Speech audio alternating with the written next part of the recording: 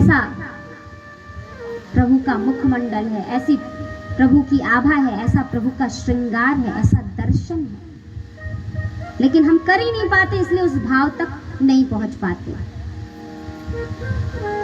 तुकाराम जी नहीं आए तो प्रभु कहे कि ऐसा है, अब लगता है हमें ही जाकर देखना चाहिए। लक्ष्मी जी कही चलिए चलिए, आपका भक्त बहुत बीमार है, आप दर्शन दे आइए। विठलनाथ जी कहते अरे देवी क्या कहती हो, मैं और दर्शन देने?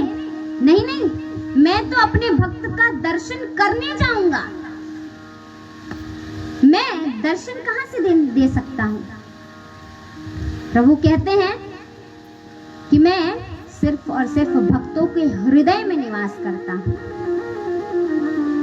एक बार नारद जी आए, भगवान नारायण अपनी सैया पर लेटे, माता पार्वती चरण दबाती हमेशा सेवा करती रहती हैं, इस छवि में नारद जी देखते हैं। लेकिन इस बार जब आए तो देख रहे हैं कि लक्ष्मी जी तो हैं, नारायण नहीं दिखाई दे रहे।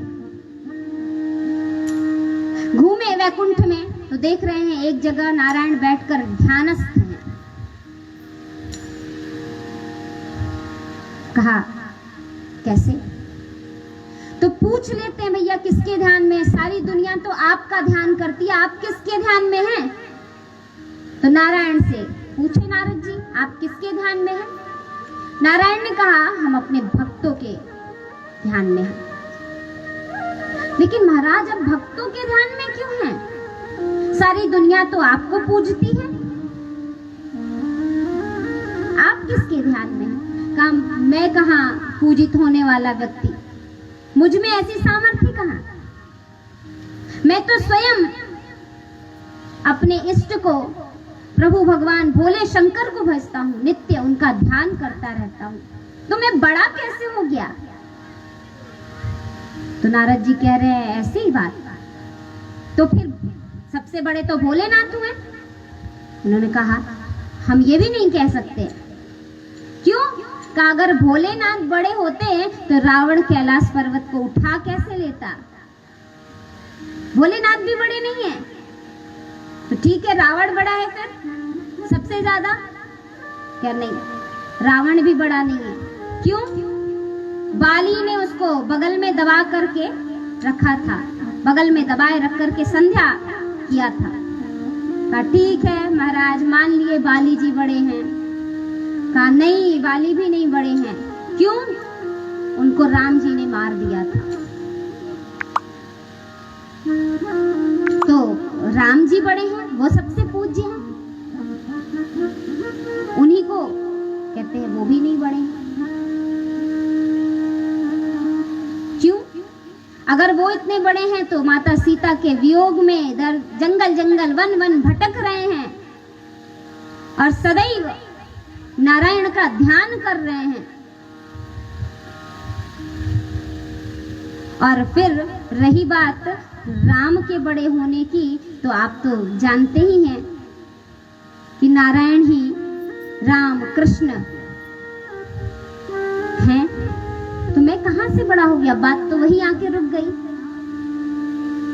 मैं नहीं बड़ा हूं, तो फिर कौन बड़े? सिद्ध हो गया। क्यों?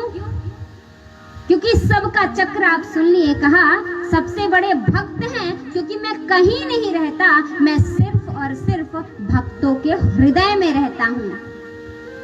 ना हम वसामि वैकुंठे योगिनाम हृदयेन च मद्भक्ता यत्र गायन्ति तत्र तिष्ठामि नारद।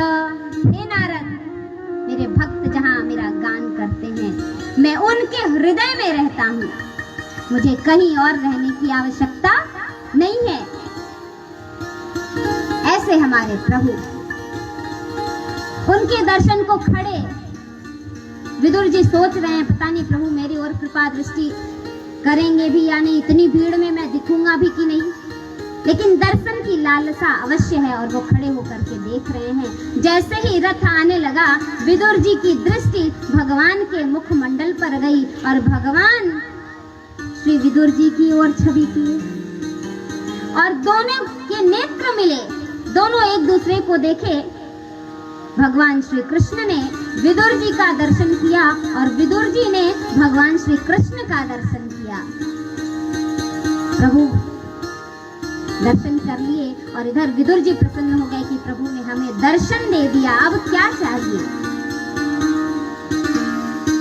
और मन ही मन कह रहे हैं कि हे प्रभु विदुर जी, अगर ऐसी स्थिति ना होती, क्योंकि मैं अंदर जा नहीं सकता, मेरी बहुत इच्छा है कि मैं आपका स्वागत करूं, आपको भोजन पवाऊं, प्रसाद लगाऊं, भोग लगाऊं, बड़ी इच्छा है, मन ही मन कह रहे हैं। और इधर भगवान श्री कृष्ण अंतर्यामी सब सुन रहे हैं। दुर्योधन के यहाँ गए उतरकर, दुर्योधन ने स्वागत किया और कहा आइए आइए, पहले भोग लगाइए, 56 भोग आपकी तैयारी में बनवा रखा हूं। कहा कि 56 भोग नहीं खाने आया मैं, तो पहले जिस कार्य से आया हूं वो कार्य कर लूं। कहा आप किसकी बात करने आए हैं? पांडवों की? अगर पांडवों को कुछ देने के लिए बात करने आए हैं तो हे केशव, सूच्यग्रे नहीं वदास्यामि बिना युद्धे न केशव, मैं देने वाला नहीं, पहले ही कह चुका हूं, दोबारा कह रहा हूं। अगर आप उनकी बात करने आए हैं तो रहने दीजिए। भगवान ने कहा ठीक है, मैं आया ही इसलिए था, अब जब नहीं तो मैं चला। कहा लेकिन भोग ले लीजिए। कहा जब बात भी नहीं करनी तो अब भोग के लिए क्या रुकना। इसलिए दुर्योधन तुम मन से खाओ, मैं जा रहा हूं। और भगवान द्वारिकाधीश उठे और चल दिए। पहुंचे कहां? विदुर जी के घर। विदुर जी मन ही मन कह रहे थे ना, हम आपको भोग पवाते, आपका स्वागत करते। और इधर विदुर जी अपनी पत्नी सुलभा देवी के साथ बैठ करके प्रभु का चिंतन कर रहे थे। कहा जब सतत हम प्रभु का चिंतन करते हैं तो बिना बुलाए केशव हमारे पास आते हैं। विदुर जी के घर गए, देखा अंदर दोनों लोग कीर्तन कर रहे हैं, प्रभु का ध्यान कर रहे हैं। वो दरवाजे पर खड़े हैं लेकिन ध्यान नहीं है उनको। बड़ी देर प्रतीक्षा करने के बाद उन्होंने सोचा अब हम खुद ही चलते हैं अंदर, क्योंकि विदुर जी को तो नहीं पता कन्हैया आने वाले हैं। तो खुद ही अंदर की ओर बढ़े और कहा चाचा जी, चाची जी। जैसे ही आवाज कान में सुनाई दी, आंख खुली, अरे केशव, हे द्वारिकाधीश, मुझे तो लगा ही नहीं था कि आपका स्वागत करने का अवसर भी प्राप्त हो पाएगा। द्वारिकाधीश कहते हैं अरे चाचा जी ये सब छोड़िए, मुझे बड़ी तेज भूख लगी है, कुछ खाने को ले आइए। अब महाराज इतनी प्रसन्नता कि दौड़ पड़ी सुलभा जी आसन बिछाने के लिए। याद ही नहीं कि भोजन ले आने जा रहे हैं, आसन बिछाएं। कन्हैया बैठ गए नीचे ही और ले आई खाने के लिए। वो जहां रहती थी वहां कदली का वन था, केले का आसपास। तो क्या लाया जाए, केला तोड़कर लाएंगे जल्दी जल्दी, और बैठ गए कन्हैया को खिलाने प्रेम से। विदुर जी इधर कह रहे हैं कि तुम रुको, मैं कुछ व्यवस्था करके लाता हूँ। ठीक है, विदुर जी कुछ लाने के लिए गए और इधर सुलभा जी ने कहा कि कन्हैया तब तक ये भोग लगाइए। रखा पत्तल, दूसरी तरफ से केला छिलना प्रारंभ किया और केला छील रही हैं। और महाराज इतने भक्ति भाव में विभोर हैं, ध्यान इतना भी नहीं है कि हम क्या कर रहे हैं, अपने आप को देख नहीं पा रही। केला का छिलका भगवान के सामने रखती जा रही हैं और केला नीचे फेंकती जा रही हैं।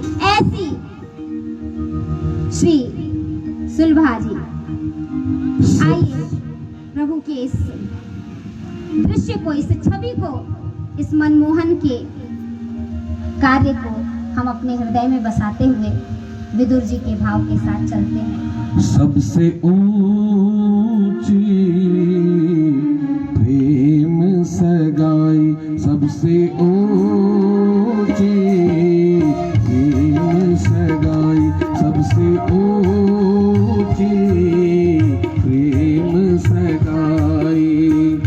दुर्योधन को मेवा त्यागो, दुर्योधन को मेवा त्यागो, साग विदुर घर खाई, सबसे ऊंची प्रेम सगाई, सबसे ऊंची प्रेम सगाई।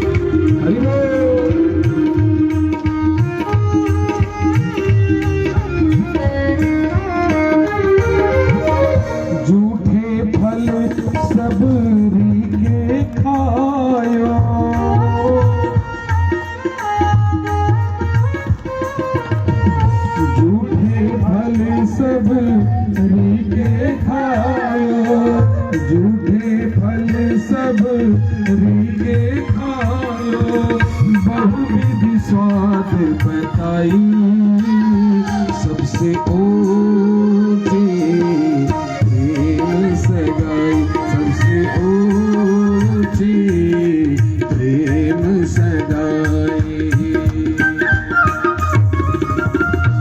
हरि बोल।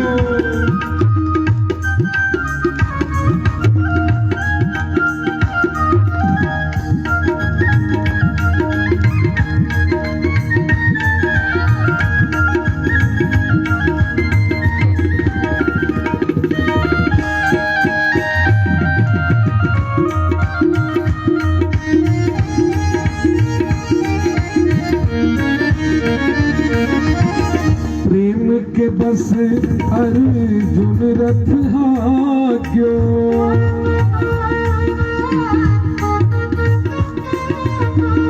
प्रेम के बस अर्जुन रथ हाक्यो, प्रेम के बस अर्जुन रथ हाक्यो।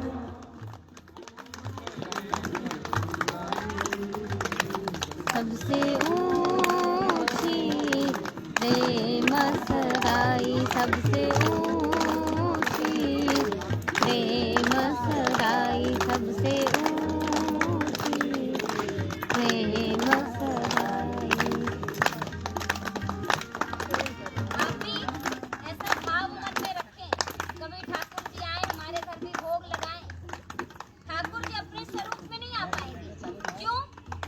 क्योंकि महाराज इतने प्रकाशमान है, अगर हमको पता भी लग गया कि ये ठाकुर जी हैं तो हमारा तो हार्ट अटैक तुरंत हो जाएगा।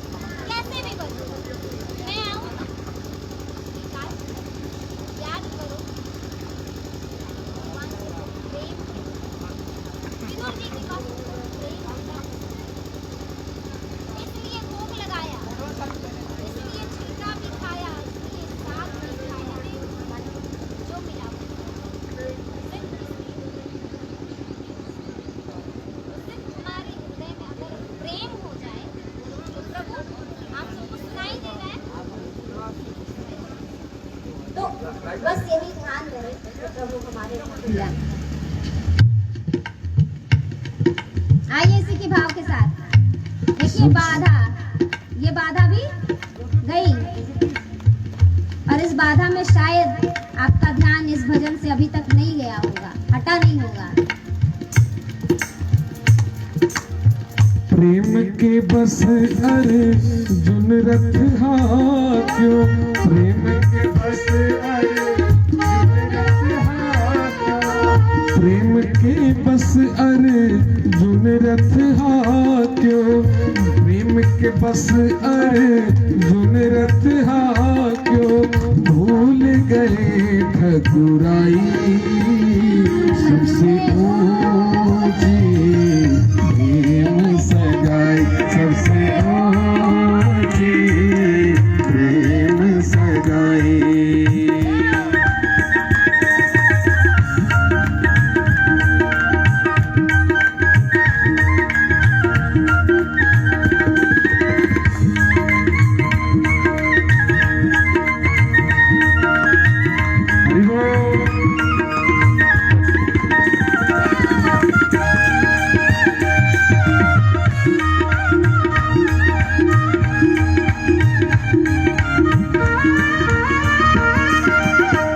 राजसूया गया युधिष्ठिर कीन्हो,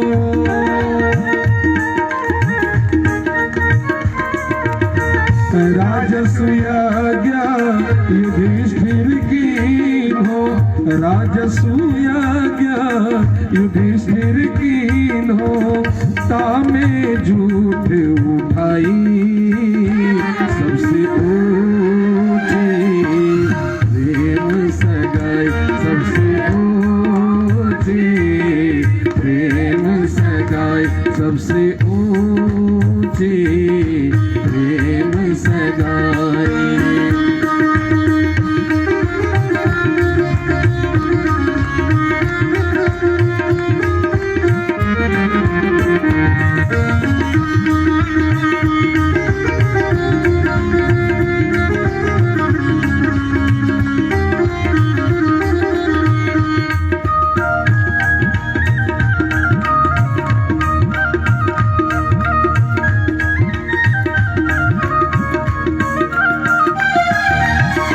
ऐसी प्रीत बढ़ी वृंदावन,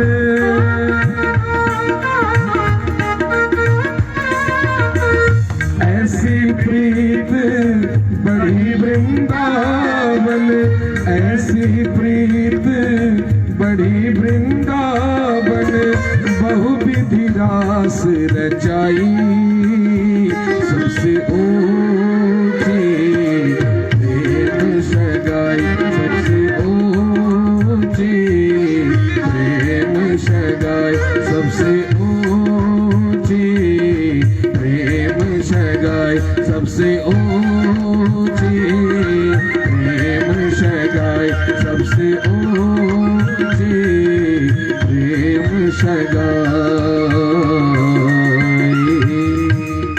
बोलिए भक्तवत्सल भगवान की जय। फिर से बोलिए भक्तवत्सल भगवान की जय। बोलिए भक्तवत्सल भगवान की। ऐसे भक्तवत्सल भगवान है हमारे। इस प्रकार वो विदुर जी के यहाँ उनके प्रेम का भोग पाए। ठीक, अब इसके बाद विदुर जी तीर्थाटन पर निकल गए, तीर्थ पर गए। वृंदावन में जाकर उनकी मुलाकात श्री उद्धव जी से हुई। उद्धव जी से उन्होंने भगवान की बाल लीलाओं का चरित्र श्रवण किया, क्योंकि एक सत्संगी जब दूसरे सत्संगी के पास जाता है तो इन्हीं सब बातों की चिंता, चिंतन, चर्चा करता है। अब हम आप जाएंगे तो हमारी जैसी भावना, अगर हमको किसी का व्यवहार बुरा लगा होगा तो हो सकता है हम उसकी चर्चा करें, और हो सकता है कि किसी का बात अच्छी लगी हो तो उसकी चर्चा करें। हो सकता है कथा में कुछ प्रसंग अच्छा लगा हो तो उसकी चर्चा करें, कोई भजन अच्छा लगा हो तो उसकी चर्चा करें। अच्छा लगेगा वो हम ध्यान में रखेंगे और उसी पर चर्चा करेंगे। अब विदुर जी ठहरे प्रभु के भक्त, तो वो उनकी चर्चा कर रहे हैं, उनके बाल लीलाओं का श्रवण कर रहे हैं। वहां उद्धव जी से श्रवण करने के बाद जब वो आगे तीर्थ पर बढ़े तो मैत्रेय ऋषि के आश्रम में पहुंचे, जहां उन्होंने ये प्रश्न किया था। तो उन्होंने कहा मैत्रेय ऋषि से कि हे मैत्रेय जी, आप हमें उस कथा का श्रवण कराइए जिसमें सब कुछ प्रारंभ से हुआ। प्रारंभ माने सृष्टि की उत्पत्ति से, कैसे सृष्टि उत्पत्ति हुई। तो उन्होंने कहा ठीक है। सबसे पहले नारायण के नाभि कमल से ब्रह्मा जी हुए। ब्रह्मा जी को सौंपा गया, सृष्टि का कार्य नहीं समझ में आ रहा था, तप किया, तप करके प्रभु से ज्ञान प्राप्त किया और उसके बाद सृष्टि की उत्पत्ति करने के लिए विचार करने लगे। अब एक चीज जानिए, पहले तो ब्रह्मा जी ने सोचा कि हम मानसी सृष्टि, मानसी माने हम मन से जो चाहे वो उत्पन्न हो जाए, मन से जो कहें वो हो जाए, ऐसे सृष्टि बना देते हैं। लेकिन अगर ब्रह्मा जी मानसी सृष्टि बना देते तो होता क्या, सोचिए आज की परिस्थिति के अनुसार। सामने वाले का व्यवहार अच्छा नहीं लगा, ठीक, उससे लड़ाई हो गई तो कह देते कि हे भगवान इसको उठा लीजिए। ऐसा विचार करते बेचारा उठ ही जाता। ब्रह्मा जी तो जानते थे हम मनुष्य बना रहे हैं, तो जो मानवीय प्रवृत्ति है, जो मनुष्य के अंदर विचार है वो तो उपजेंगे ही। एक ऐसा ही भक्त था, वो तप करने लगा। तो तप कर रहा था कि हे भगवान हमें ये चाहिए वो चाहिए। भगवान प्रसन्न हुए, प्रकट हुए, कहे क्या चाहिए बोलो, वरदान मांगो। कहा महाराज वो जो तप कर रहा है उसको जो जो दे रहे हैं वो हमको भी दे दीजिए। उन्होंने कहा उस भक्त से, ठीक है भाई तुमको क्या चाहिए, क्योंकि तुम ही बता दो, तुम जो कहोगे वही इसको भी देना। इसने कहा जो इसको देंगे वही हमको भी चाहिए। तो उस भक्त ने कहा महाराज हमें तो कुछ नहीं चाहिए, आप इन्हीं से पूछ लीजिए कि इनको क्या चाहिए। लेकिन जब ये कह रहे हैं कि इनको जो चाहिए वही हमको भी चाहिए, तो जो आप इनको दीजिएगा उसका दुगना हमको दीजिएगा।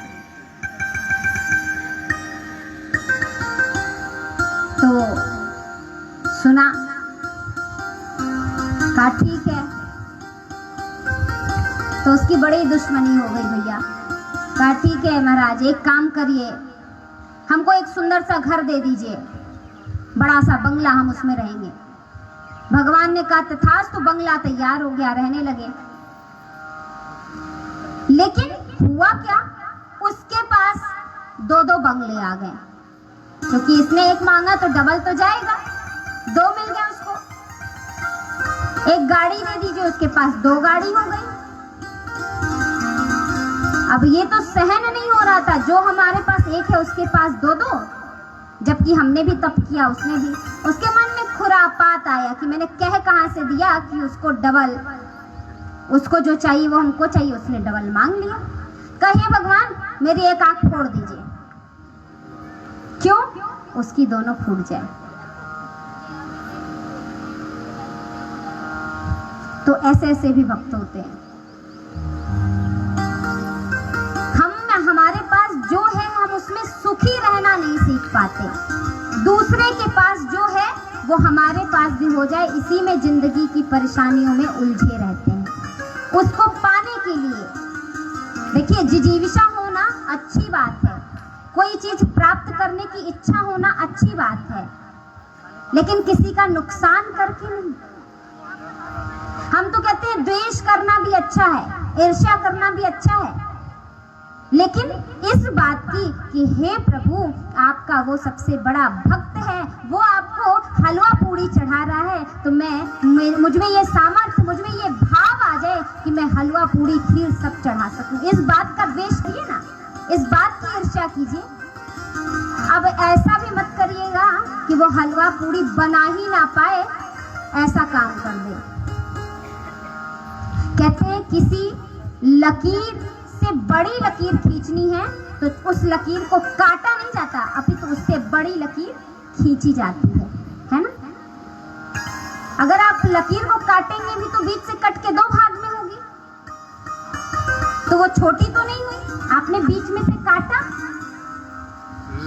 तो बड़ा करना है तो उससे बड़ी लकीर स्वयं खींचिए, उससे बड़ा भक्त बनना है तो भक्त वाले गुण लाइए, उससे ज्यादा प्रभु को भजिए। सभी चीज के 2 पहलू होते हैं, हानि और लाभ दोनों। तो ईर्ष्या की हानि है कि हम मनुष्य एक दूसरे मनुष्य से ईर्ष्या करने लगे हैं, लेकिन अगर वही ईर्ष्या सिर्फ भगवत चरणों को प्राप्त करने में लगाएं तो हमसे बड़ा कोई भक्त नहीं होगा। तो ईर्ष्या करनी है, इस बात की करिए। हम बहुत सुंदर भगवान का श्रृंगार करें रोज, लेकिन इसका मतलब ये तो नहीं कि वो श्रृंगार ना कर पाए, ऐसी स्थिति उत्पन्न करें, नहीं। इसलिए प्रभु के भक्त बनने का गुण लाइए तो सभी कुछ स्वयं अपने आप बड़ी होती जाएंगी। तो सृष्टि विषयक प्रश्न चल रहा था। ब्रह्मा जी ने तप किया और मानसीय सृष्टि बनाने का इरादा छोड़ दिया, ये जान के कि मनुष्य कैसे हो जाएंगे, एक दूसरे का नुकसान करते करते रह जाएंगे सिर्फ। तो सृष्टि रचने के लिए मनुष्य बनाया जाए और मनुष्यों को पृथ्वी पर रखा जाए। मनुष्य तो बना दिया, लेकिन पहले पृथ्वी लाई जाए। तो ये विचार किए, तो पहले अब पृथ्वी को निकाला जाए। पृथ्वी कहाँ है? रसातल में। उसको लाने के लिए विचार करके ब्रह्मा जी ने ध्यान किया, तो उनके नासिका से वाराह भगवान प्रकट हुए पृथ्वी को निकालने के लिए। लेकिन महाराज एक बड़ी बाधा उसमें थी, और वो क्या थी? कहा पृथ्वी रसातल में है, निकालना तो बड़ी बात नहीं है, लेकिन उस रसातल में पृथ्वी को पकड़ करके एक राक्षस, एक असुर बैठा हुआ है। वो कौन है? वो नहीं चाहता कि पृथ्वी को निकाला जाए। तो कहा एक ऋषि थे कश्यप नाम के, उनकी 2 पत्नियां हैं, एक दिति और एक अदिति। दिति अर्थात द्वैत बुद्धि और अदिति मतलब एकाग्र बुद्धि, एक निष्ठ बुद्धि। दिति असुरों की माता हुई और अदिति देव माता। तो दिति एक बार सायंकाल में श्री कश्यप ऋषि के पास पहुंची काम भावना से। कश्यप ऋषि ने कहा कि देवी, ये सायंकाल का समय है, इस समय ऐसी भावना रखना, ऐसा कार्य करना उचित नहीं है। क्यों उचित नहीं है? कहा इस समय भोले बाबा माता पार्वती के साथ निकलते हैं पृथ्वी पर अपने भक्तों को देखने के लिए, कैसी स्थिति है। तो उस समय उनके गण भी साथ में रहते हैं और भोले बाबा स्वयं आए, हम स्वागत के लिए ना रहे। इसीलिए संध्या काल में आज भी लोग संध्या की आरती, दिया दिखाना, सांझ दिखाना जिसको कहते हैं, वो सभी कार्य करते हैं। संध्या माने सूर्यास्त का समय।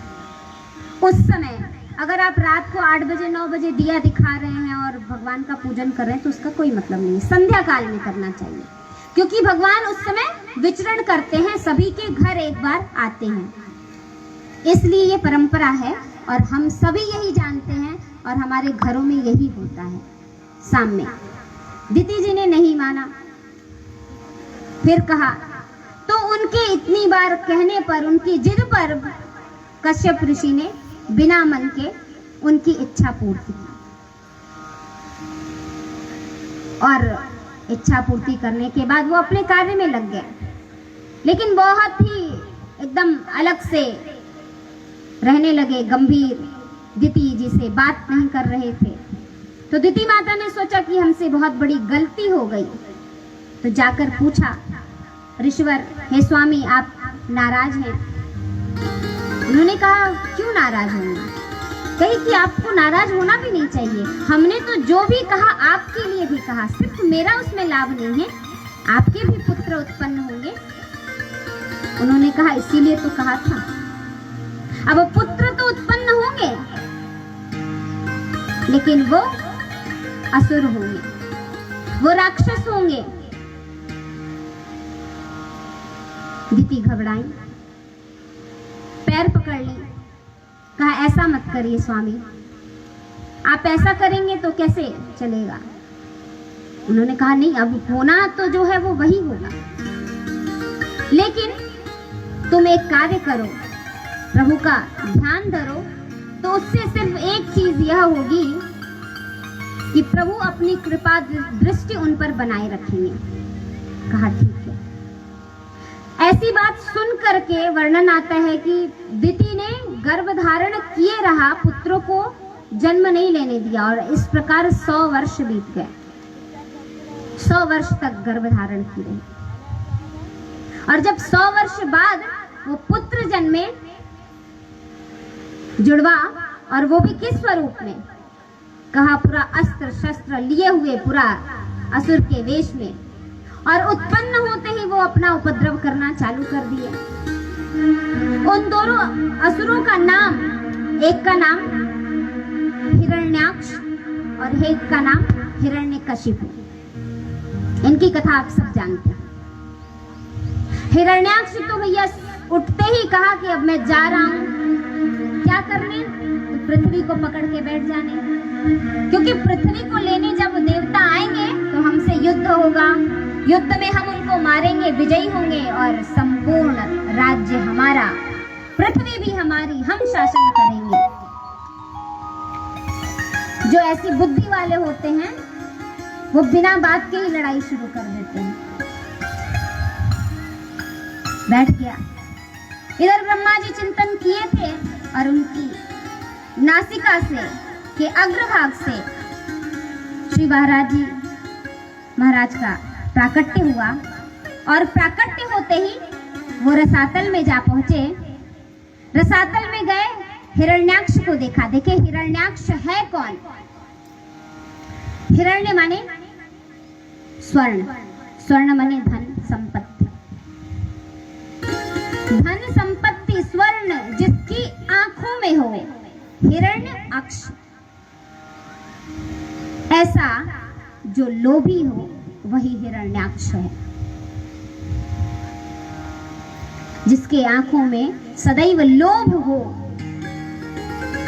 वो हिरण्याक्ष है।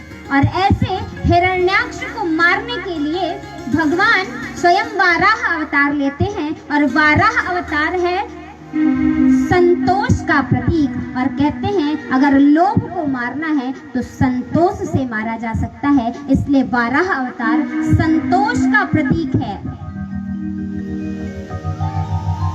वाराह भगवान गए अंदर, हिरण्याक्ष से युद्ध हुआ, और युद्ध में हिरण्याक्ष को मारे और पृथ्वी को अपने सूंड पर लेकर के बाहर निकले। बोलिए वाराह भगवान की जय, बोलिए वाराह भगवान की जय, वाराह भगवान की जय। रूप धरे बाराह आज श्री नारायण, करुणा के अवतार आज श्री नारायण। रूप धरे बाराह आज श्री नारायण, करुणा के अवतार आज श्री नारायण। रूप धरे बाराह आज श्री नारायण, करुणा के अवतार आज श्री नारायण।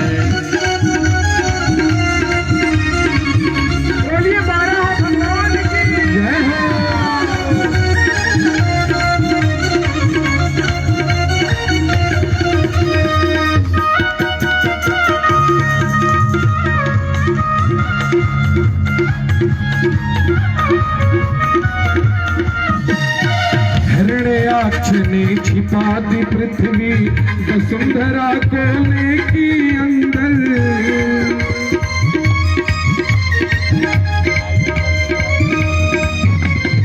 हिरण्याक्ष ने छिपा दी पृथ्वी वसुंधरा कोने की अंदर। सिंधु है पारावार, सिंधु है पारावार आज श्री नारायण। करुणा के अवतार आज श्री नारायण। रूप धरे मारा आज श्री नारायण। करुणा के अवतार आज श्री नारायण।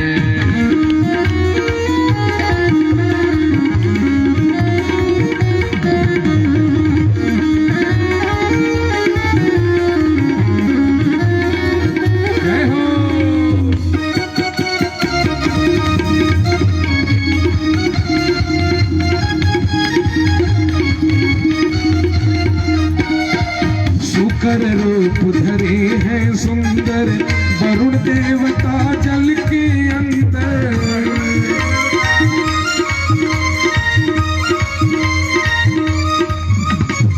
सुकर रूप धरे हैं सुंदर वरुण देवता जल के अंदर। कर पूजन बारंबार, कर पूजन बारंबार आज श्री नारायण। पूजन बारंबार आज श्री नारायण। करुणा के अवतार आज श्री नारायण।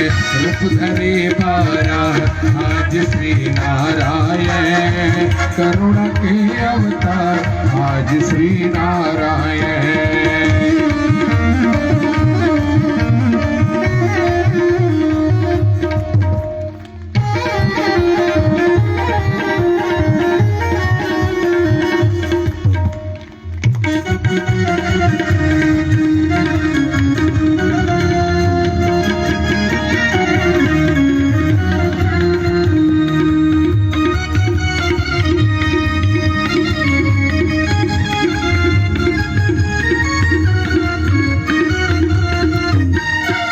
मुखमंडल में देख धरा को, मुखमंडल में देख धरा को।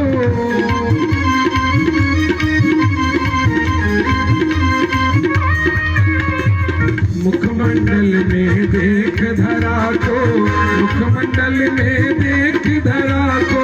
ऋषिगण करे प्रणाम, ऋषिगण करे प्रणाम आज श्री नारायण। करुणा के अवतार आज श्री नारायण। रूप धरे बारा आज श्री नारायण। रूप धरे बारा आज श्री नारायण। करुणा के अवतार आज श्री नारायण। सभी लोग दोनों हाथों को ऊपर कर लीजिए, सभी लोग दोनों हाथों को ऊपर कर लीजिए तालियां बजाते हुए। रूप धरे बारा आज श्री नारायण। करुणा के अवतार आज श्री नारायण। रूप धरे बारा आज श्री नारायण। करुणा के अवतार आज श्री नारायण। करुणा के अवतार आज श्री नारायण। करुणा के अवतार आज श्री नारायण। बोलिए बारह भगवान की जय। इस प्रकार भगवान श्री वाराह का अवतार लेकर पृथ्वी को लाए और पृथ्वी को ला करके ब्रह्मा जी के द्वारा सर्वप्रथम बनाए गए मनुष्य मनु को सौंप दिया। ब्रह्मा जी ने सर्वप्रथम मनु और शत्रुपा को उत्पन्न किया था और उनको कहा कि आप सृष्टि बढ़ाइए। उन्हीं मनु महाराज की 5 संतानें सर्वप्रथम हुई।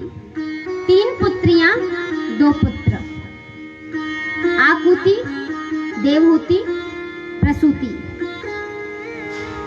और 2 पुत्र प्रियव्रत, उत्तानपाल। दो पुत्र हुए। आकुति का विवाह श्री रुचि महाराज के साथ हुआ। देवहूति का कर्दम ऋषि के साथ, और जो प्रसूति थी उनका विवाह श्री दक्ष के साथ हुआ। उन्हीं में से उनकी जो पुत्री देवहूति हुई, उन्हीं के घर भगवान श्री कपिल देव का अवतार लेकर के पधारे। यह देखिए, ये जो पुराण में कथाएं हैं वह दोनों रीति से है, एक समास रीति और एक व्यास रीति। जहां अवसर पड़ा है किसी प्रसंग का विस्तार करने का, वहां व्यास जी ने विस्तार करके बताया है उन कथाओं को। जहां संक्षिप्त में वहां संक्षिप्त। तो देवहूति के घर ही कपिल देव जी महाराज पधारे। सुनने पर, चूंकि कपिल देव जी महाराज ज्ञान का अवतार हैं, सर्वप्रथम सनत सनंदन सनातन सनत कुमार उत्पन्न हुए। उन्होंने विवाह नहीं किया, सृष्टि नहीं उत्पन्न की, कार्य बढ़ाने से मना कर दिया। तो फिर वाराह अवतार लिए नारायण। वाराह संतोष का अवतार है, और जो पहला सनत कुमारों का अवतार है वह ब्रह्मचर्य का है। कहा, जब ब्रह्मचर्य पूर्वक हम संतोष करते हुए जीवन यापन करते हैं तो भक्ति का प्राकट्य होता है। और तीसरा अवतार नारद जी महाराज हैं। और कहा, जब भक्ति आ जाती है तब उसके बाद ज्ञान उत्पन्न होता है, और ज्ञान स्वरूप में श्री कपिल देव जी महाराज हैं। कहा, अगर ज्ञान पहले आए तो महाराज अहंकार लेकर आएगा, इसलिए जब भक्ति पूर्वक ज्ञान होता है तो वह सदैव अहंकार का लेश मात्र भी नहीं होता, उसमें सदैव कल्याण करने वाला होता है। इसीलिए तो उद्धव जी महाराज को बहुत ज्ञान था, बहुत। भगवान के सानिध्य में रहते थे द्वारिकाधीश के साथ, लेकिन द्वारिकाधीश जानते थे कि यह बहुत बड़ा ज्ञानी है और एक दिन इसका अहंकार अवश्य होगा, इसलिए इसको भक्ति की शिक्षा देना बड़ा आवश्यक है। तो उन्होंने गोपियों के पास भेजा ताकि उनको भक्ति की शिक्षा मिल जाए। तो उनका ज्ञान जब भक्ति से संयुक्त हो जाएगा तो उनको अहंकार नहीं होगा, उसी भक्ति की शिक्षा। तो यहाँ पांच जो अवतार है श्री कपिल देव जी का, वो ज्ञान का अवतार है। श्री परीक्षित जी ने कहा कि ये हमें आप विस्तार से सुनाइए, और यही कथा श्री विदुर जी मैत्रेय ऋषि से सुन रहे हैं। विदुर जी ने भी कहा विस्तार से सुनाइए। तो कहा, महाराज कर्दम ऋषि, कर्दम का अर्थ क्या है? कहा, जो इंद्रियों का दमन कर दे वो है कर्दम। तो जब आप इंद्रियों पर संयम करने वाले हो जाएंगे तभी भगवान आपके घर प्रकट होंगे। आज व्यक्ति इंद्रियों पर ही दमन नहीं रहता, और सबसे बड़ी बाधक तो उसमें जिह्वा है, जीभ, रसना। ये रसनेंद्रिय जो है ना महाराज, बिना चटपटा खाए मानेगी नहीं, उसको अपने स्वाद का चाहिए, वही वश में नहीं रह पाती। जैसा खाएंगे वैसे ही तो विचार उत्पन्न होंगे, वैसे ही भाव उत्पन्न होंगे, वैसा ही मन बनेगा। इसलिए इंद्रियों का दमन करना इतनी बार कहा गया है, इंद्रियों का दमन करना सीखिए। तो कर्दम जी का विवाह देवहूति से हुआ। किस प्रकार? कर्दम जी ने बड़े दिनों तक तप किया, तप करके भगवान प्रकट हुए। भगवान कहे क्या चाहिए? उन्होंने कहा कि महाराज सिर्फ आप चाहिए। उन्होंने कहा नहीं, मेरा आदेश है, एक बहुत बड़ा कार्य आपको करना है, उसके लिए आप पहले विवाह करिए। उन्होंने कहा महाराज विवाह कर लेंगे तो फिर इसी में उलझे रह जाएंगे। कहा कि जब आप मेरे आदेशानुसार कर रहे हैं तो आप उसमें ना उलझे, ये जिम्मेदारी भी मेरी। ठीक है। तो कहा कि मनु महाराज आएंगे आपके पास अपनी पुत्री देवहूति का विवाह करने के लिए, तो आप उनसे कर लीजिएगा। मनु महाराज भी भगवान के आदेशानुसार आए, विवाह किया। विवाह करने के बाद भी कर्दम ऋषि तपस्वी ही बड़े अपनी कुटिया में बैठ जाते सुबह, तो महाराज कितने दिनों तक समाधि में रहते पता ही नहीं। उठते तो अपनी पातिव्रत्य धर्म का पालन करते हुए देवहूति जी उनको प्रसाद पवाती, उनकी सुख सुविधाओं का ध्यान रखती। महाराज ऐसा देवहूति के साथ तो हुआ ही था, अभी वर्तमान कलयुग में भी ऐसे ही एक बहुत बड़े तपस्वी हुए मिथिला में, वाचस्पति मिश्र नाम के। उन्होंने षट दर्शनों पर अपना पूरा शास्त्र लिखा है। उनकी बहुत सारी टीकाएं हैं जो पढ़ाई जाती हैं। कब उनका विवाह हुआ तो वो महाराज इतने बड़े संस्कृत प्रेमी, इतने बड़े काव्य शास्त्री कि एक बार लिखने बैठ जाते तो ध्यान ही नहीं रहता कि कब सुबह हुई, कब शाम हुआ। और उनकी पत्नी अपने पति का हमेशा ध्यान रखती, उनको चाय, उनको पानी, उनको खाना सब समय पर देती रहती। और इस प्रकार महाराज 36 वर्ष बीत गए। 36 वर्ष। जो भी थोड़े भी संस्कृत पढ़ने वाले होंगे, संस्कृत से प्रेम रखने वाले होंगे, वो इनका नाम जानते होंगे। तो 36 वर्ष बाद जब उन्होंने एक बार वो जल लेकर आई और रखी और उनकी तरफ दृष्टि पड़ी तो पूछा, देवी आप कौन? जिनसे विवाह हुआ उनको ही पहचाने। 36 वर्ष में बहुत स्वरूप बदल जाता है। और उसके बाद तो उन्होंने उनका ध्यान भी नहीं किया, उनको दोबारा देखा भी नहीं अपने ही कार्यों में। तो उन्होंने कहा, महाराज मैं आपकी पत्नी हूँ, जब से विवाह हुआ उसके बाद से ही आप अपने इस कार्य में लगे हुए हैं, तो हमने आपको परेशान नहीं किया, आपकी नित्य प्रति सेवा करती रही। उन्होंने कहा, अच्छा तो फिर तुम तो अपने धर्म का पालन करती रही, लेकिन मैं नहीं किया, अपने पति धर्म का पालन नहीं। अगर हम अपने धर्म का पालन करते तो आज कम से कम एक पुत्र तो होता ही होता। कहा ठीक है, बोलो तुमको क्या चाहिए? कहा स्वामी कुछ नहीं।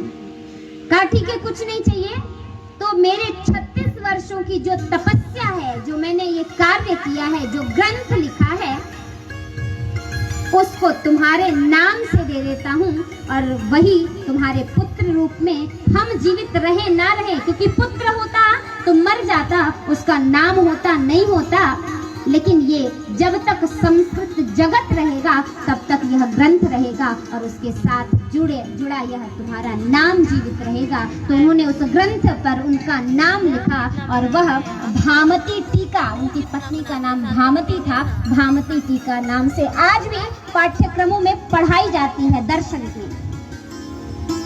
ऐसे लोग इस समय भी हुए, उस समय भी बहुत वर्ष बीत गए। देवहूति सदैव सेवा करती रहती। एक दिन उनकी भी दृष्टि पड़ी, पूछा उन्होंने, देवी आप कौन? उन्होंने कहा, मैं आपकी पत्नी, निरंतर आपकी सेवा कर रही थी। उन्होंने कहा, तब तो हमने बहुत बड़ा अपराध किया तुम्हारे साथ, तुम्हें कुछ नहीं दिया, क्या चाहिए? कहा, महाराज अगर गृहस्थ धर्म का पालन करें और अपना वंश आगे बढ़ाएं तो उसके लिए एक पुत्र चाहिए, तो एक पुत्र दे दीजिए। उन्होंने कहा ठीक है, हम तुम्हें एक पुत्र देंगे। वो दोनों गए, सरस्वती नदी में स्नान किया और उसके बाद अपने तपोबल से एक बहुत सुंदर विमान मंगाया और उसमें वो बैठे। विमान में बैठने के बाद की कथा है कि उनकी 9 पुत्रियां उत्पन्न हुई, 9 पुत्रियों का जन्म हुआ और फिर ऋषिवर जाने लगे तप के लिए, संन्यास ग्रहण करने लगे। तो माता देवहूति ने कहा कि स्वामी बात तो इस पर हुई थी कि जब तक ये एक पुत्र देना है, जब तक एक पुत्र नहीं होता तब तक संन्यास कैसे ग्रहण कर सकते हैं। तो उन्होंने कहा ठीक है। दोनों बैठकर तप किए और तप के बाद उनका जो पुत्र उत्पन्न हुआ वही कपिल देव महाराज हुए। और भागवत में वर्णन है कि यह जो 9 पुत्रियां उत्पन्न हुई वह कौन है, तो कहा नवधा भक्ति होती है, वह ही श्री देवहूति जी के यहाँ 9 कन्याओं के रूप में आई। और तदनंतर श्री कपिल देव जी महाराज ज्ञान के अवतार। भक्ति के बाद ही जब ज्ञान उत्पन्न होता है तो कल्याणकारी होता है, इसलिए नवधा भक्ति के बाद श्रवणम कीर्तनम विष्णु स्मरणम पाद सेवनम अर्चनम वंदनम दास्यम सख्यम आत्मनिवेदनम, यह 9 प्रकार की भक्ति है। और इसके बाद जो पुत्र उत्पन्न हुआ वह ज्ञान का अवतार श्री कपिल देव जी महाराज हुए। एक बार प्रेम से बोलिए कपिल देव महाराज की जय। इन्होंने संपूर्ण सांख्य शास्त्र बनाया, जिसमें है एक सांख्य शास्त्र का एक ग्रंथ है छोटा सा, सांख्यकारिका नाम का, ईश्वर कृष्ण ने इसकी रचना की। लेकिन सांख्य शास्त्र के जो प्रणेता हैं वह कपिल देव जी महाराज हैं। और उस ग्रंथ का प्रथम पद्य है दुःखत्रयाभिघाता जिज्ञासा तदभिघात के हेतु दृष्टे सा पार्था चेन्नैकान्तात्यन्ततो भावात्। दुःखत्रयाभिघाता, 3 प्रकार के दुखों का अभिघात,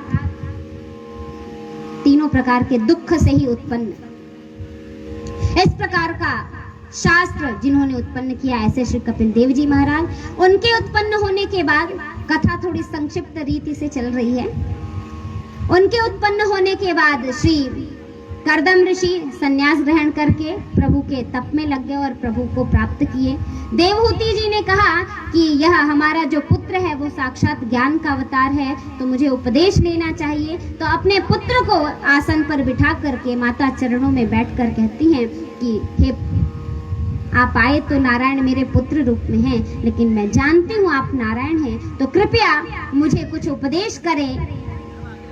कपिल देव जी महाराज कहे पूछिए क्या चाहती हैं आप। तो उन्होंने कहा कि यह जो संसार है वह बहुत दुखमय है, क्षणभंगुर है, तो इसमें इस संसार में उलझने से कैसे बचा जाए, क्या ऐसा किया जाए कि संसार में ना उलझे। कहा कि अगर ऐसा सुनना है, ऐसा जानना है, तो सर्वप्रथम आप अपने इंद्रियों को वश में करना सीखें। और इंद्रियों में सबसे कठिन है मन को वश में करना। मन कहीं भी भाग जाता है। बैठे तो हम पूजन पे होते हैं ध्यान में, लेकिन मन कहीं और होता है।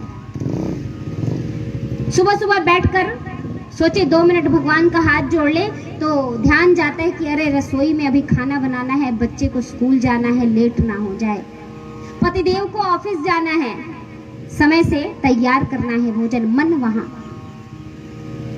आप 2 मिनट दीजिए, 5 मिनट दीजिए, लेकिन मन लगा कर दीजिए। तो कहा मन को वश में करना बड़ा मुश्किल है, कैसे वश में किया जाए। तो उन्होंने कहा कि मन को वश में करना है तो उसके लिए प्रभु के नाम का जप करना प्रारंभ करिए। जप में भी मन नहीं लगता, उसको कैसे एक जगह करें। तो महाराज कहा मन उस गड्ढे में जाते हुए पानी की तरह है जो ढलान की ओर बहता जाता है, और पानी का तो स्वभाव भी है, गिरा तो उसी दिशा में बहेगा जिधर गड्ढा है। उसी प्रकार ये मन है, सदैव बहता रहता है। तो कहा जिस प्रकार पानी नीचे की ओर जाता है, ऊपर नहीं चढ़ पाता, ऊपर चढ़ाने के लिए क्या करते हैं, टंकी भरनी होती, क्या करते हैं, यंत्र लगाते हैं, मोटर लगाते हैं, और तब पानी ऊपर चढ़ता है। कहा उसी प्रकार जिस प्रकार पानी को चढ़ाने के लिए यंत्र की आवश्यकता होती है, उसी प्रकार मन को संयम में रखने के लिए, अंकुश में रखने के लिए मंत्र की आवश्यकता होती है। इसलिए आप मंत्र का जप करिए और मन फिर भी भागे तो उसको मन को आप उलट दीजिए। मन को उल्टा करेंगे तो क्या बनेगा? नम। कहा मन को उलट करके नम कर दीजिए। नम करना अर्थात प्रभु के चरणों में लगा दीजिए, मन कहीं नहीं जाएगा। और जब आप इस प्रकार भक्ति करेंगे तो संसार में उलझना दूर हो जाएगा। मन ही तो है, बार बार उसको पकड़ो, लाओ, मन पर संयम रखो। संयम क्या है? कहा सम माने अंकुश। किससे अंकुश? कहा यम के पास जाने से रोकने के लिए जो संयम है वह ही है संयम। यम के पास जाने से जो रोके, तो यम के पास जाने से कैसे रुकेंगे? इस प्रकार के मंत्र जप से, प्रभु के स्मरण से ही इस प्रकार का बहुत सुंदर उपदेश दिया है। और समयाभाव अगर नहीं होता तो संपूर्ण एक एक श्लोक में क्या कहा गया है, क्योंकि ये बहुत उच्च कोटि का उपदेश है और इसको कपिल गीता नाम से भागवत में जाना जाता है। कभी सिर्फ विस्तार पूर्वक इसी का अध्ययन कर लीजिए, संपूर्ण ज्ञान प्राप्त हो जाएगा। ऐसा यह अद्भुत प्रकरण है, प्रसंग है। इस प्रकार उपदेश दिया अपनी माता को उन्होंने, और माता उनके कथनानुसार अपने मन को संयम में रखकर प्रभु का ध्यान करते करते अपने देह को त्याग दी। और श्री कपिल जी महाराज प्रभु के ध्यान में लग गए। फिर उनकी जो पुत्रियां थी, 9 पुत्रियां, उन्हीं पुत्रियों के घर भगवान उसके बाद वाला अवतार दत्तात्रेय जी का अवतार लेके आए। पुत्रियां तो 9 थी, 9 पुत्रियों का विवाह अलग अलग ऋषियों के साथ हुआ था। लेकिन भगवान आए किसके घर? अनसुईया माता के घर। क्यों? कहा भगवान उसी के घर आते हैं जो असूया जिसके पास ना हो। ना असूया इति अनसुईया, जिनके पास असूया ना हो। अगर असूया होगी है वो है अत्रि, जिनके पास तीनों नहीं है, तीनों गुण, सत्व गुण, रजो गुण, तमो गुण से भी जो ऊपर, अर्थात जो निर्गुण ब्रह्म को प्राप्त कर लिया हो, ऐसे जो होते हैं उन्हीं के घर भगवान प्रकट होते हैं। और महाराज अनसुईया माता को तो कौन नहीं जानता, हर एक स्त्री उनको जानती है। उनके जैसी महान पतिव्रता स्त्री, सती स्त्री होना मुश्किल है। भागवत में भी उनका वर्णन है, अन्यान्य पुराणों में भी है, श्री रामायण में भी है ऐसी श्री अनसुईया माता। और अनसुईया माता का पराक्रम क्या किया था, क्यों जानी जाती है? कहा वो ऐसी थी कि तीनों देवताओं को उनके घर बालक बन के आना पड़ा था। क्यों? कहा एक बार नारद जी पहुंचे माता पार्वती के पास और उन्होंने बड़े ही आनंद से श्रवण कीर्तन करते हुए माता पार्वती से कहा कि माता मैं आज बड़े आनंद में हूँ। माता ने पूछा वैसे तो आप सदैव रहते हैं, लेकिन आज आप कह रहे हैं मतलब आप बहुत ज्यादा आनंद में हैं, क्यों? कहा आज मैं माता अनसुईया के आंगन का प्रसाद पाकर आया हूँ। पार्वती माता ने पूछा ये अनसुईया माता कौन है? उन्होंने कहा आप उनको नहीं जानती, सबसे बड़ी पतिव्रता स्त्री सती आज वही है, उनसे बड़ा कौन है? माता सोचने लगी महाराज इतनी बड़ी, सब उनको जानते हैं। वैसे तो पार्वती जी भी कुछ कम नहीं है, जन्म जन्मांतर युग युगांतर में भगवान का ही वर्ण सिर्फ किया है उन्होंने। यहाँ तक कि प्रभु का अपमान हुआ इसलिए उन्होंने अपना देह भी त्याग कर दिया था, यज्ञाग्नि में जलाकर भस्म कर दिया था। ऐसी माता पार्वती अब भैया जहां नारद जी जाते हैं ना कुछ ऐसा ही होता है। उन्होंने जाके भगवान शंकर से कहा, हमने सुना है कि अनुसुईया सबसे बड़ी महान पतिव्रता स्त्री है, क्या आप जानते हैं? भगवान ने कहा हाँ। कहा यह सत्य है? हाँ। तो परीक्षा लीजिए, बिना परीक्षण के सत्य है असत्य है कैसे माने? इधर नारद जी पहुंचे लक्ष्मी माता के पास, उनसे भी यही कहा। लक्ष्मी जी ने भी भगवान नारायण से यही कहा, महाराज परीक्षा के बिना हम कैसे माने? लक्ष्मी जी भी तो नारायण जब जब अवतार लेते हैं उनके साथ वो भी अवतार लेती रहती है। राम बने तो सीता बनी, कृष्ण बने तो रुक्मिणी बनकर आई, तो उनसे बड़ा कौन? और स्त्रियों में ये स्वभाव भी होता है, हमसे वो अच्छी किस तरीके से, तो एक एक गुण गिनाने शुरू।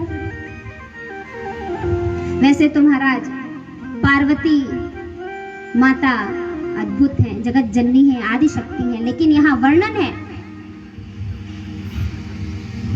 लक्ष्मी द्रव्य माना जाता है, धन माना जाता है, अहंकार का प्रतीक होता है, इसलिए लक्ष्मी नाम दिया। और यही ब्रह्माणी के पास भी जाकर के है कहा बुद्धि ज्ञान की देवी है और बुद्धि ज्ञान से भी अहंकार आता है, इसलिए उनका भी नाम दिया। तीनों ने अपने अपने पतियों से कहा और तीनों देव एक जगह हुए। देवियों को समझाया, महारानी ऐसे परीक्षा लेना अच्छी बात नहीं है। कहा लेकिन हम तो तभी मानेंगे जब परीक्षण करके सत्य क्या है ये पता लग जाए। ठीक है आप कहती हैं तो हम जाते हैं। तीनों देव गए ऋषि का रूप बना करके माता अनुसुईया के आश्रम के बाहर और जाकर कहा माता भिक्षाम देहि, माता भिक्षाम देहि, भिक्षाम देहि, भिक्षाम देहि, इस प्रकार का रट लगा रहे खड़े होकर। माता अनुसुईया सुनी, अंदर से लेकर के आई भिक्षा देने के लिए। तो ऋषियों ने कहा कि हमें नहीं चाहिए। क्यों? हम ऐसे नहीं लेते, हमारा एक शर्त होता है। क्या? कौन सी शर्त पे राजी हैं? तो कहा कि हम उन्हीं से भिक्षा लेते हैं जो हमें अपने उस वास्तविक स्वरूप में भिक्षा दें जिस वास्तविक स्वरूप में वो माता के उदर से उत्पन्न होकर के आई थी, अर्थात नग्नावस्था। माता ने कहा कि महाराज ऐसी क्या शर्त, लेकिन भगवान को तो परीक्षण। कहा हाँ, अन्यथा हम भिक्षा नहीं लेंगे। अब माता के सामने बड़ी विडंबना, द्वार पे आया ऋषि खाली हाथ चला जाए तो गृहस्थ आश्रम खराब है, और यदि वो उनके शर्त के अनुसार भिक्षा दें तो उनका पतिव्रत धर्म टूट जाएगा, उनका सतीत्व नष्ट हो जाएगा। उन्होंने कहा लेकिन मैं भिक्षा भी दूंगी। कैसे? तो माता अनुसुईया का इतना बड़ा प्रताप महाराज हाथ में जल लिया और कहा हे नारायण, अगर मैंने सच्चे मन से सच्चे नियम धर्म का पालन करते हुए अपने पतिव्रत धर्म का अनुसरण किया है तो ये ऋषिवर बालक बन जाए, और जल को फेंक दिया। महाराज अद्भुत आश्चर्य, तीनों देवता छोटे छोटे बालक बन गए और उन बालक को देख करके माता प्रफुल्लित हुई और उनके शर्तों के अनुसार उनको दुग्ध पान करा करके उनको भिक्षा भी दी। अब वो तीनों बालक को माता दुग्ध पान कराती बारंबार, उसके बाद नहलाती धुलाती खिलाती पिलाती तैयार करती। इधर त्रिदेवियां परेशान कि पतिदेव गए थे परीक्षण लेने, क्या हुआ अभी तक आए नहीं। नारद जी से पूछा, नारद जी महाराज हमारे पतियों को देखा है। कहा अब आप जानिए, भला पत्नी से ज्यादा कौन जान सकता है कि मेरा पति कहाँ गया होगा। वो कहती हैं कि भेजा तो हमने माता अनुसुईया का परीक्षण के लिए, लेकिन अभी आए क्यों नहीं। तो नारद जी कहे ठीक है, तो आप जहाँ भेजी थी वहीं जा करके पता लगाइए। तीनों देवियां स्वरूप बदली और पहुंची माता अनसुईया के आश्रम के बाहर। देखा जा करके तो तीनों देव छोटे छोटे बालक के रूप में माता के आंगन में खेल रहे हैं। ध्यान धरती हैं कि अरे मेरे प्रभु इतने छोटे बालक के रूप में, और ये बालक बन गए तो महाराज भक्तों से ज्यादा इनको प्यारा कोई नहीं है, ये फिर हमारे पास नहीं आएंगे, क्या किया जाए, चिंता कर रही हैं। और इधर माता अनसुईया प्रेम से प्रभु को तैयार करके दुग्ध पान करा के पालने में सुला रही हैं। आइए इस छवि का दर्शन करते हैं। माता अनसुईया ने डाल दियो पलना, माता अनसुईया ने डाल दियो पलना। झूल रहे तीनों देव, झूल रहे तीनों देव, बन करके ललना। माता अनसुईया ने डाल दियो पलना, माता अनसुईया ने डाल दियो पलना। झूल रहे तीनों देव, झूल रहे तीनों देव, बन करके ललना। माता अनसुईया ने डाल दियो पलना, माता अनसुईया ने डाल दियो पलना।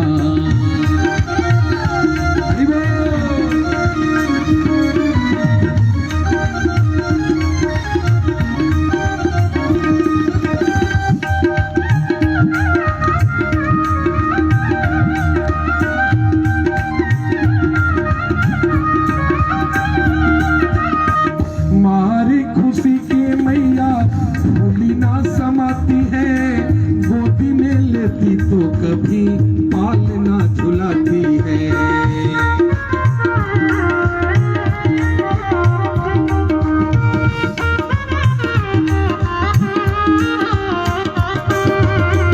मारी खुशी के मैया पालना झुलाती है, मारी खुशी के मैया भूली ना समाती है।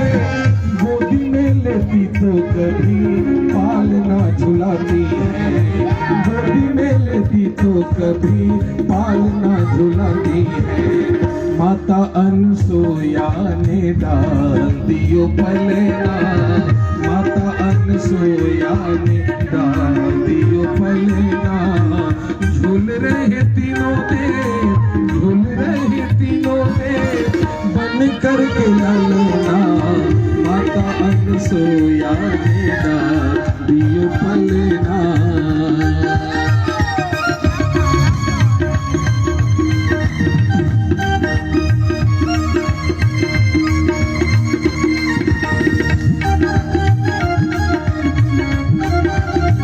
जय हो।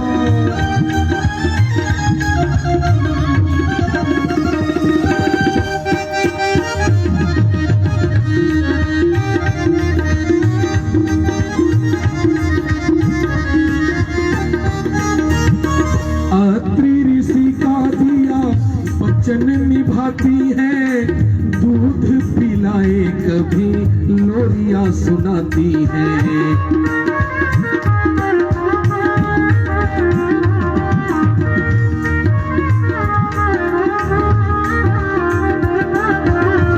अत्रि ऋषि का दिया वचन निभाती है, अत्रि ऋषि का दिया वचन निभाती है। दूध पिलाए कभी लोरिया सुनाती है, दूध पिलाए कभी लोरिया सुनाती है। माता अनसुईया ने डाल दियो पलना, माता अनसुईया ने डाल दियो पलना। झूल रहे तीनों देव, झूल रहे तीनों देव, बन करके ललना। माता अनसुईया ने डाल दियो पलना, माता अनसुईया ने डाल दियो पलना, माता अनसुईया ने डाल दियो पलना। बोलिए अनसुईया माता की जय, बोलिए अनसुईया माता की जय, बोलिए अनसुईया माता की जय। साधारण माता नहीं महाराज, पर ब्रह्म की माता है। तीनों देवियों ने जब देखा ना कि हमारे पतिदेव छोटे छोटे बालक बन करके खेल रहे हैं मैया के आंगन में, तो पहुंची, कहा हे माता हमें क्षमा करिएगा, हमें ऐसा लगा था और उसका परीक्षण लेने के लिए हमने ही अपने पतियों से कहा था, इसलिए वो आए, हमें क्षमा करिए, हमें हमारे पति को लौटा दीजिए। माता कहती हमने बांध के थोड़ी रखा है, हमने तो जिस रूप में ये आना चाहते थे, जिस रूप में ये खाना चाहते थे, बस उस रूप में लाकर इनकी इच्छा की पूर्ति की है। तीनों देवों से देवियों ने विनती की, प्रभु हमें क्षमा करिए, लौट चलिए हमारे साथ, वैकुंठ में आपके बिना हम कैसे रहेंगे। माता लक्ष्मी पार्वती मैया कह रही हैं, प्रभु आप तो मुझसे इतना प्रेम करते हैं कि सदैव आप हमें ही अपने साथ रखते हैं, हमारा ही हमेशा वरण करते हैं, फिर आज आप नहीं रहेंगे तो कैसे। उन्होंने कहा देखो अब हम कुछ नहीं कर सकते, जिसने अपने प्रताप से हमें इस रूप में उपस्थित किया है उसी से विनती करो। सारी देवियां उनसे विनती करती हैं और पुनः अनसुईया माता ने उन तीनों देवताओं को अपने अपने स्वरूप में आने को कहा है। तीनों देवता अपने अपने स्वरूप में आए हैं, प्रसन्न हुए हैं। माता अनसुईया जिस रूप में जानी जाती हैं, जिस रूप का परीक्षण लेने के लिए गए थे, वह स्वरूप उसी प्रकार एकदम अपनी स्थिति में बना हुआ है। माता ने कहा कि प्रभु ये तो मेरा सौभाग्य रहा कि आप को मैंने दुग्ध पान कराया, आप मेरे बालक की तरह हमारे आंगन में खेले खाए, तो अगर आप जा रहे हैं तो एक छोटी सी चीज देते जाइए। क्या कहा, आप इसी प्रकार हमारे पास बालक रूप में आइए। और प्रभु ने तथास्तु कहा और वही तीनों देव उनके पास बालक रूप में आए और उन्हीं का अवतार श्री दत्तात्रेय जी महाराज का है। दत्तात्रेय जी महाराज इतने ज्यादा ज्ञानी, इतने ज्यादा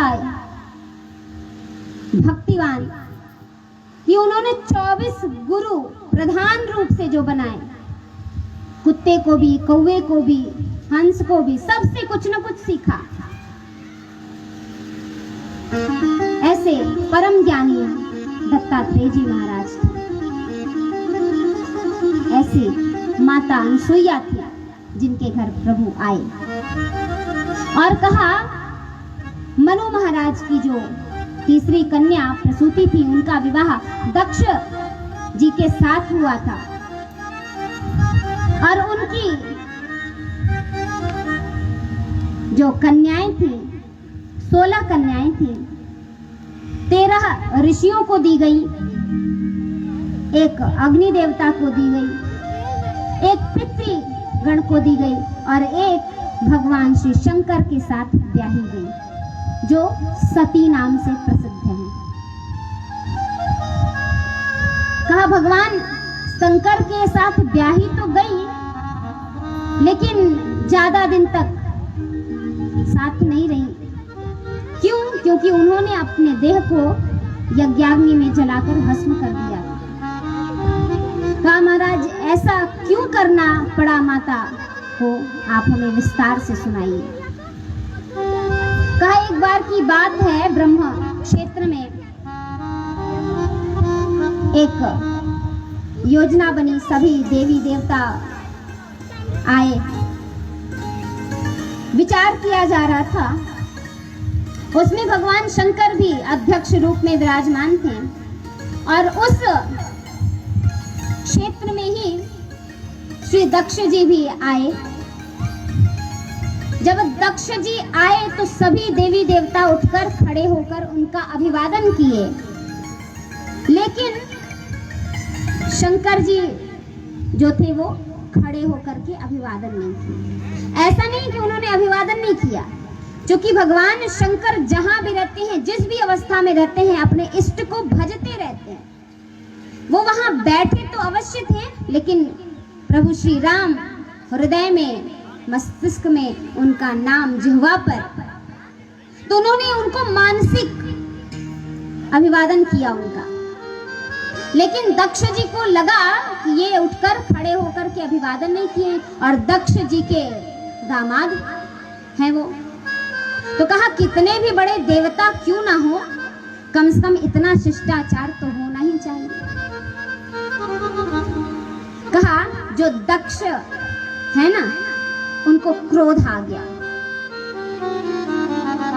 उनका नाम तो दक्ष है, लेकिन वो सभी चीजों में दक्ष नहीं है, समझ नहीं पाए। उस क्षेत्र में वो आए और उन्होंने कहना प्रारंभ कर दिया शंकर जी को कि इनको इतना भी शिष्टाचार नहीं कि ये उठकर अभिवादन करें। ऐसे व्यक्ति को आप लोग इस क्षेत्र में बुलाए हैं, कोई लाभ नहीं है। और महाराज कहते कहते इतना कहा कि अभी सभी देवताओं का पूजन होता है, लेकिन आज के बाद से भगवान शंकर की पूजा नहीं होगी।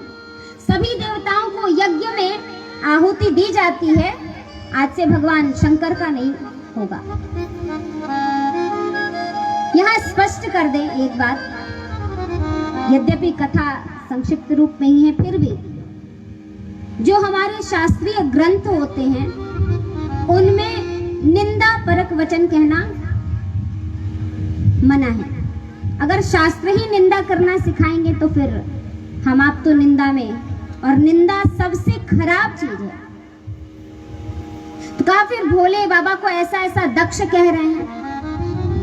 तो जो भागवत के बहुत बड़े टीकाकार हैं श्रीधर स्वामी, श्रीधरी टीका उन्होंने लिखी है, और श्रीधरी टीका के बारे में ये प्रचलित है कि माधव स्वामी के मंदिर में रचने के बाद उसको रख दिया गया और कहा गया कि अगर ये उत्कृष्ट टीका है, इसमें जो वर्णन है वह सही है, तो प्रभु इसको स्वीकार करें। और पट बंद कर दिया गया, और जब दूसरी दिन सुबह पट खोला गया तो महाराज वह श्रीधरी टीका सबसे ऊपर रखी हुई थी और उस पे प्रभु का पुष्प रखा हुआ था। और इससे सिद्ध किया विद्वानों ने और स्वीकार किया कि श्रीधरी टीका भागवत की बहुत उत्कृष्ट टीका है। तो श्रीधर स्वामी कहते हैं कि भागवत में निंदा वचन श्री दक्ष के द्वारा नहीं कहा गया कि आज से देवताओं को तो दिया जाएगा, लेकिन उसमें भोले बाबा का नहीं होगा। मतलब क्या कहते हैं, भोले बाबा को विशेष दिया जाएगा, विशेष हवि प्रदान की जाएगी, ऐसा अर्थ करिए, क्योंकि शास्त्र कभी निंदा नहीं सिखाता। लेकिन वहां पर स्थिति क्या बनी कि ऐसी बातें सुन करके भगवान शंकर तो कुछ नहीं बोले, भगवान शंकर के जो गण हैं नंदिकेश्वर ने बोलना शुरू कर दिया। आप ऐसे निंदा परक वचन हमारे प्रभु को कह रहे हैं। प्रभु समझे कि अब बात बिगड़ जाएगी, तो अपने गणों को लेकर के चले गए, कुछ नहीं बोला। लेकिन दक्ष को इतना अपमान महसूस हुआ कि वह आने के बाद अपने घर बहुत बड़ा यज्ञ किए, और उस यज्ञ में भगवान को निमंत्रण नहीं दिया। सभी देवताओं को बुलाया, सभी का जो उनके लिए दिया जाता है हवि वह प्रदान किया, उनके लिए आसन लगाया, लेकिन भोले बाबा का आसन नहीं लगाया। सभी सज धज कर एक दिन आकाश मार्ग से जा रहे थे, सुंदर सुंदर वस्त्र श्रृंगार। तो पूछा पार्वती मैया अर्थात भोले बाबा की पत्नी, उस समय दक्ष की पुत्री सती ने, कि ये इतने सारे देवी देवता कहाँ जा रहे हैं। भोले बाबा कुछ नहीं बोले। कहे अगर इनको बताएं कि इनके पिता के घर यज्ञ हो रहा है, वहीं जा रहे हैं, तो इनको अच्छा नहीं लगेगा कि हमको बुलाया ही नहीं। तो उन्होंने मार्ग में जाते हुए देवगणों को रोका और पूछा कि आप लोग कहाँ जा रहे हैं। तो महाराज देवी को प्रणाम करते हुए, आपसे क्या छुपा है, फिर भी आपको बता देते हैं, आपके पिता के घर ही यज्ञ हो रहा है, हम सभी निमंत्रित हैं, वहीं जा रहे हैं। माता ने सुना पिता के घर यज्ञ, हमें तो नहीं बुलाया। कहा कोई बात नहीं, इतना बड़ा यज्ञ कर रहे हैं, भूल गए होंगे। आकर तुरंत भोले बाबा से कही कि हमारे पिताजी के घर यज्ञ हो रहा है, हम जाना चाहते हैं। लेकिन भोले बाबा कहे माता देवी ध्यान रखिए, जब हमें निमंत्रण देकर नहीं बुलाया गया और बिना निमंत्रण के कहीं जाना नहीं चाहिए, क्योंकि उससे बड़ा अपमान नहीं होगा कोई। उसने कुछ सोच करके ही निमंत्रण नहीं दिया, तो हम जाएंगे तो अच्छा भी नहीं लगेगा। क्या करें? तो माता ने कहा कि प्रभु ऐसा नहीं है, पिताजी भूल गए होंगे, हम जाना चाहते हैं, आप भी चलिए, आपको भी बहुत आदर मिलेगा, आप दामाद हैं। और दामाद ही नहीं महाराज, त्रिदेवों में एक हैं आप। सती महारानी कह रही त्रिदेवों में एक, वस्तुतः तो वो सभी देवों के देव महादेव हैं। तो उन्होंने कहा कि हमें किसी भी आदर की इच्छा नहीं है, हम नहीं चाहते। उन्होंने कहा लेकिन हम तो चाहते हैं। तो कहा देवी तब आप जाइए, हम आपको रोक भी नहीं सकते।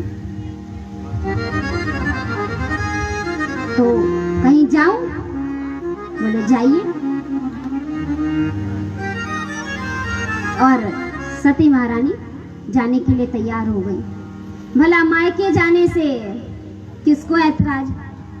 सती जी तैयार हुई। भोले बाबा ने कहा जितना सामान है सब ले जाना चाहती हूँ, अलग अलग बदल बदल के पहनना हो सब ले जाइए।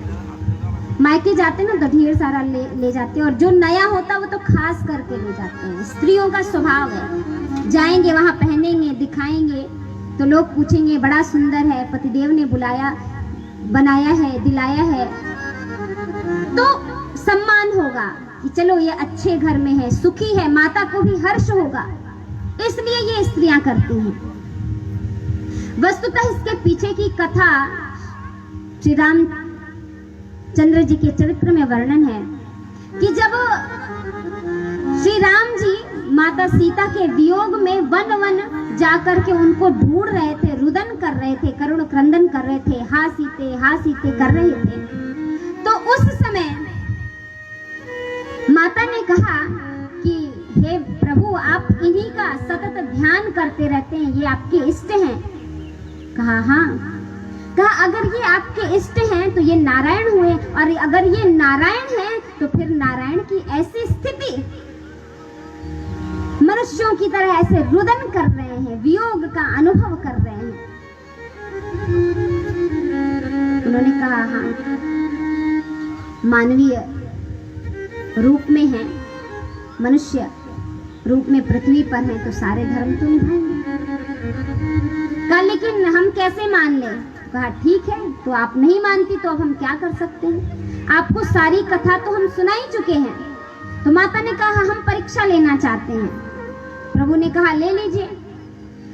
तो परीक्षा लेने के लिए माता ने कहा क्या, वहां जाकर के देखा हा सीते कर रहे हैं राम जी, तो वहां पर श्री सीता जी का वेश धारण करके सती मैया सामने मार्ग में उपस्थित हुई और कहा कि आप मुझे ढूंढ रहे हैं, हासीते कर रहे हैं। जैसे ही राम जी ने देखा, स्वरूप तो सीता जी का है, लेकिन राम जी नतमस्तक होकर के माता को प्रणाम करते हैं, कहता है माता प्रणाम हो।